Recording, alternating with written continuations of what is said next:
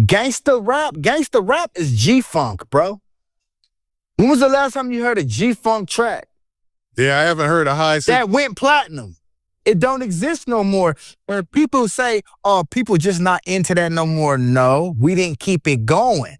And our legends, the Dr. Dre's and the Snoop Doggs, didn't keep co-signing people to keep it going.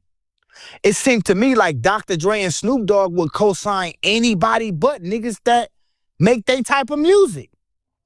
Then complain and say, man, I don't like this new music. Y'all co-sign all the new shit. Y'all don't co-sign none of the gangster shit. You can't complain about it when you in position to change it and don't change it. Snoop Dogg say everybody tight. You do 1 million views and everybody like you. Snoop Dogg, yeah, him. Yeah, he hard. Like Snoop, you probably ain't even heard no EBK Jaaybo track. And I love don't think I hate Snoop Dogg. I love I f with Snoop Dogg, but just because I love him and f with him, I'm not gonna bite my tongue. When you love something, you tell them the truth about themselves. You don't be a yes man and yes, and do whatever they want just because and say you love them. You don't. If you do that, you don't love that person, cause you gonna let them crash out and not tell them. I'm gonna tell Snoop the truth. I don't agree with a lot of shit he do. Like, man, and a lot of the cosigns he give be fake as.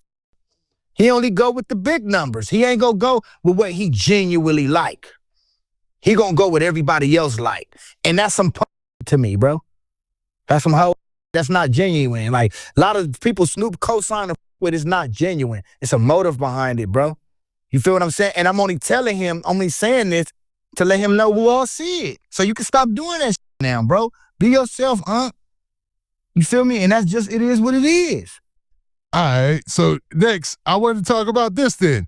You brought up Snoop Dogg and you talked about, your feelings about him and you keeping it real with him. But Snoopy Bad Azz, ongoing tension with various figures across California, appears to be largely self-inflicted, rooted in earlier career decisions and continued public behavior that has undermined his credibility. Over time, he has developed a reputation for making questionable moves that have caused many within the culture to question his authenticity. While it is true that he is often the subject of criticism and ridicule, that scrutiny is not occurring in a vacuum. Much of it stems from his persistent habit of speaking publicly, inserting himself into conflicts, and creating unnecessary controversy, thereby giving critics consistent opportunities to respond. From a purely artistic standpoint, this situation is particularly unfortunate because talent has never been Snoopy Bad Azz's primary issue. If he were to focus exclusively on his music and allow the work to speak for itself, much of the noise surrounding him would likely dissipate. History has shown that consistent output, artistic growth, and discipline can command respect, even from those who may not personally favor an artist. In hip-hop, talent and work ethic often outlast personality conflicts.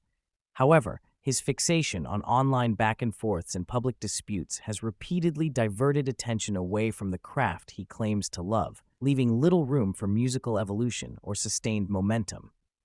Instead of reinforcing his musical identity, Snoopy has allowed internet discourse to dominate his narrative.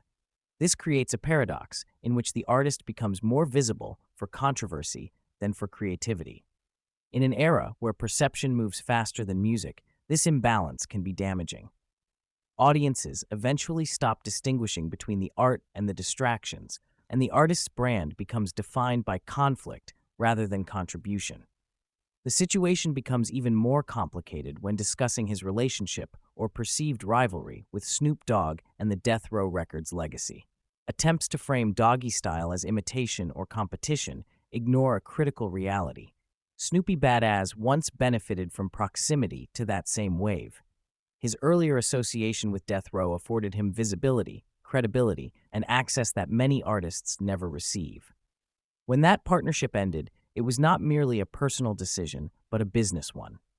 Snoop Dogg's stewardship of the Death Row brand must be understood through a corporate and legacy-based lens.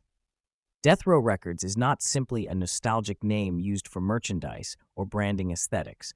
It is a historic powerhouse with deep cultural and financial significance.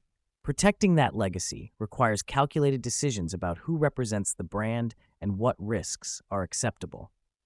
Any association perceived as volatile, inconsistent, or damaging to long-term value is understandably avoided. From that standpoint, distancing the brand from potential liabilities is not personal, it is strategic. Snoop Dogg's approach to public relations further reflects this reality. His tendency to praise a wide range of artists and avoid overt criticism is often interpreted as disingenuous, but it is more accurately a reflection of the current climate. In today's industry, honesty is frequently misinterpreted as disrespect, and constructive criticism is often framed as hostility. As a result, even well-intentioned feedback can escalate into unnecessary conflict. Playing it safe has become less about artistic cowardice and more about brand preservation. Ultimately, Snoopy Bad Azz's predicament illustrates a broader lesson about discipline, perception, and longevity in hip-hop. Talent alone is not enough to sustain a career if it is consistently overshadowed by controversy. Authenticity is not just about where one comes from, but how one moves, evolves, and respects the structures that once provided opportunity. Until the focus shifts from public disputes to musical consistency, the cycle of criticism is likely to continue, regardless of ability or potential. In an industry where legacy matters and brands carry weight, success favors those who understand when to speak, when to create, and when to let the work speak louder than the noise.